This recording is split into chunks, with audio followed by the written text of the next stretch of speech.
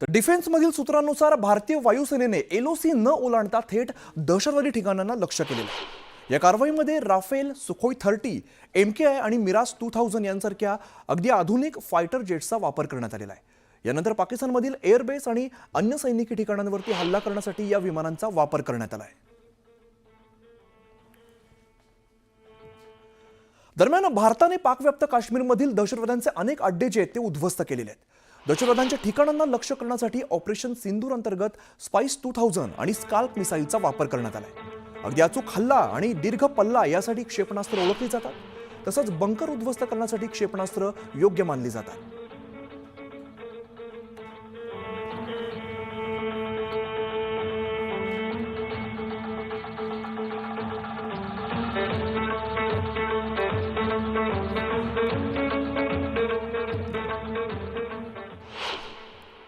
तर 22 एप्रिलच्या पहलगाम हल्ल्यानंतर भारतीय नौदलानं सुद्धा आपल्या शक्तीचं प्रदर्शन केलेलं आहे।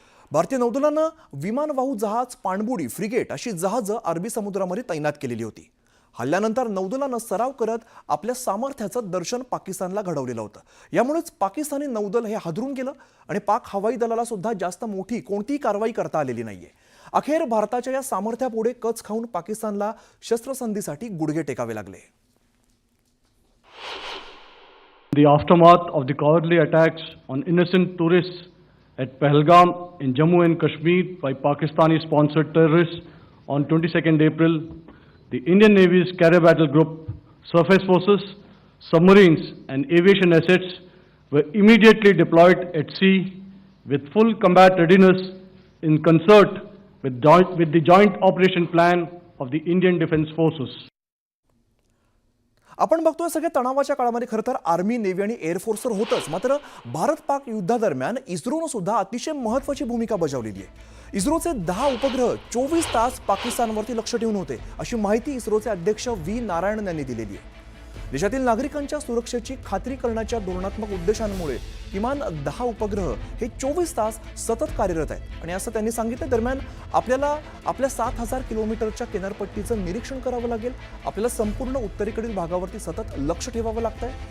उपग्रह आणि ड्रोन तंत्रज्ञानाशिवाय आपण साध्य करू शकत नाही असं सुद्धा त्यांनी सांगितलं। भारताकडे सुमारे 1 डझन गुप्तचर किंवा पाळत ठेवणारे उपग्रह आहेत। यामध्ये कार्टोसॅट आहे किंवा रिसॅट मालिका, तसंच इमिसॅट आणि मायक्रोसॅट ही मालिका समाविष्ट आहे।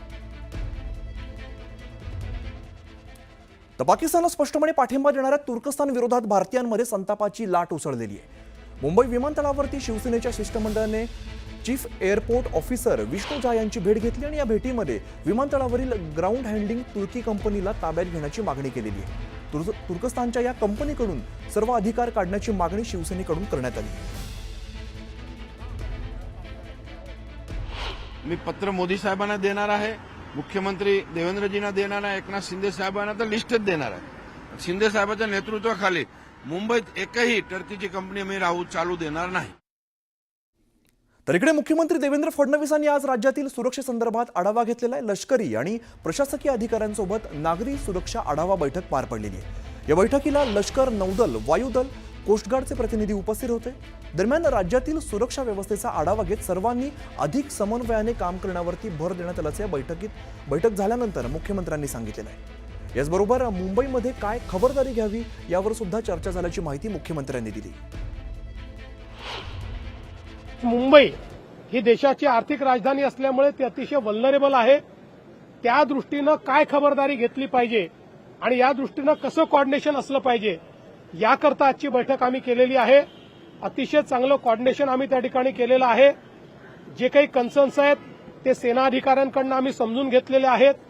कुठे आपल्याला अधिक लक्ष देण्याची आवश्यकता आहे ते देखील आम्ही समजून घेतलेलं आहे आणि त्याप्रमाणे कोऑर्डिनेशननी आम्ही पुढच्या काळामध्ये काम करणार आहोत। आपल्या सेनेनं पाकिस्तानला त्याची जागा दाखवली आणि ज्या प्रकारे आपल्या सेनेनं आतमध्ये शिरून दहशतवाद्यांचे अड्डे नेस्तनाबूत केले, त्यांचे वेगवेगळे विमानांचे जे काही हवाई अड्डे होते, सैनिकी बेसेस होत्या, त्या ज्या प्रकारे नेस्तनाबूत केल्या, त्यामुळे पाकिस्तानला हे माहिती आहे की आपण भारताविरुद्ध लढाई लढू शकत नाही। अशा परिस्थितीमध्ये ऐतिहासिक दृष्ट्या आपण हे बघितलेलं आहे की अशा परिस्थितीत ते प्रॉक्सी वॉर सुरू करतात आणि वेगवेगळ्या प्रकारच्या घटना त्या ठिकाणी घडवण्याचा प्रयत्न करतात.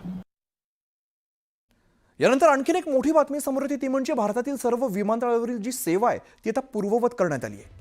भारत पाक तणावाच्या पार्श्वभूमीवरती सीमेकडील 32 विमानतळांची सेवाही बंद करण्यात आलेली होती. आता श्रीनगर वगळता इतर सर्व विमानतळांची सेवा आहे ती आता पूर्ववत करण्यात आली आहे. दरम्यान एक मोठी बातमी समोर येते. पंतप्रधान मोदींचा रात्री 8 वाजता देशाशी संवाद असणार आहे. पंतप्रधान नरेंद्र मोदी देशवासियांशी संवाद साधणार आहेत. 8 वाजता, आज रात्री 8 वाजता पंतप्रधान नरेंद्र मोदी हे भारतीयांना संबोधित करणार आहेत. पंतप्रधान मोदी नेमकं काय बोलणार हे आता पाहणं अत्यंत महत्त्वाचं असणार आहे. आज रात्री 8 वाजता देशाशी संवाद साधला जाणार आहे. तर आपण बघतोय पंतप्रधान नरेंद्र मोदी आज देशवासियांशी संवाद साधणार आहेत, भारतीयांना संबोधित करणार आहेत. रात्री 8 वाजता पंतप्रधान नरेंद्र मोदी हे बोलणार आहेत. पंतप्रधान नरेंद्र मोदी नेमकं काय संदेश देणार याकडे आता सगळ्यांचं लक्ष असणार आहे. सध्याच्या घडणाऱ्या घटनांबाबत पंतप्रधान नरेंद्र मोदी काय बोलणार, काय संबोधित करणार, काय संवाद साधणार हे पाहणं आता महत्त्वाचं असणार आहे.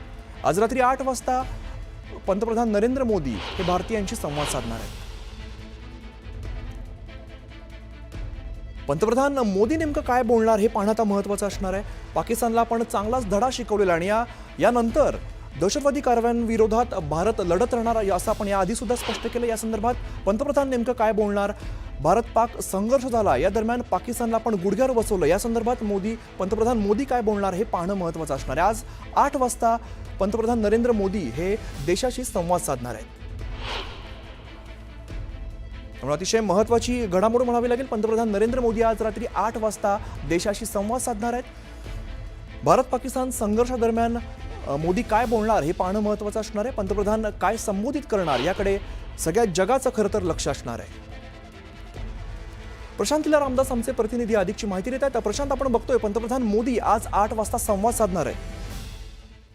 बरोबर. पंतप्रधान नरेंद्र मोदी आज सायंकाळी 8 वाजता म्हणजे रात्री 8 वाजता देशाला संबोधित करणार आहे. हे महत्वाचं म्हणजे जर बघितलं यामागे की ऑपरेशन सिंदूर नंतर ज्या पद्धतीनं देश पातळीवरती आणि देशांच्या सीमा भागात घडामोडी झाल्या होत्या, सोबतच जर बघितलं आंतरराष्ट्रीय पातळीवरती भारताची भूमिका ज्या पद्धतीने मांडण्यात आली त्या संदर्भातला उल्लेख होऊ शकतो आजच्या भाषणामध्ये. सोबतच 8 वाजता ते देशाला संबोधित करताना ज्या पद्धतीनं पाकिस्तानची फसवी भूमिका आहे त्याबद्दल देखील पंतप्रधान नरेंद्र मोदी बोलू शकतात. पहलगामच्या जो 22 एप्रिलला पहलगाममध्ये हल्ला झाला होता आणि त्यात 26 निष्पाप पर्यटकांचा जीव गेला होता. त्यानंतर ऑपरेशन सिंदूर भारताच्या वतीनं राबवण्यात आलं होतं. त्या ऑपरेशन सिंदूरमध्ये सलग 3 दिवसामध्ये अनेक मोठ्या घडामोडी घडल्या आणि पाकिस्तानला आपण नतमस्तक केलं. या सगळ्या पार्श्वभूमीवरती पंतप्रधान नरेंद्र मोदी जेव्हा 8 वाजता संपूर्ण देशाला संबोधित करतील त्यावेळेस स्पष्टपणे सांगता येईल आपल्याला की देशाला पण संबोधित करताना त्याचे काय प्रमुख मुद्दे असतील. पण महत्वाचं म्हणजे जर बघितलं ऑपरेशन सिंदूर नंतर आता देशवासियांसोबत पंतप्रधान नरेंद्र मोदी संवाद साधणार आहे. अमित. अगदीच प्रशांत, आता प्रतीक्षा असणार ती 8 वाजण्याची. पंतप्रधान मोदी नेमकं काय बोलणार हे पाहणं अत्यंत महत्त्वाचं असणार आहे. धन्यवाद या सगळ्या माहितीसाठी.